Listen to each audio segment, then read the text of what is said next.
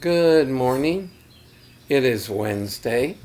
It's the 4th of September, and our reading is from Genesis 50, verse 20. As for you, you meant evil against me, but God meant it for good. Well, contextually, you probably know the story. This is when Joseph was meeting with his brothers, and they were so apologetic, I guess, that they had sold him into slavery. And Joseph's response was that God meant it for good.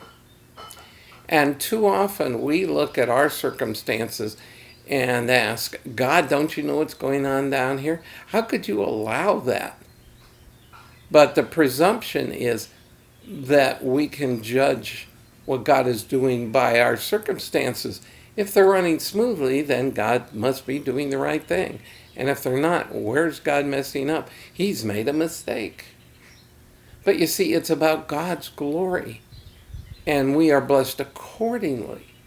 So we are not to judge our circumstances as to whether God is doing what we think He should do or not.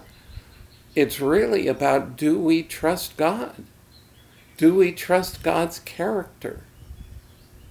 It's the fact that He has a different perspective than we do. It's that He sees a bigger picture than we do. So we don't have to like what's going on in our lives, but we do have to trust the character of God.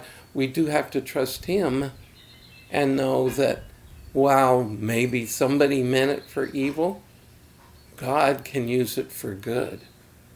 And so every day we are going to find peace by trusting in God, not trusting in the circumstances. They change, they go up, they go down. Sometimes it's because we've messed up. Sometimes it's just because we live in a fallen world. But God's character never changes. He is always trustworthy, and that's where we find our peace. So have a peace-filled day, regardless of the circumstances, and I'll see you again tomorrow.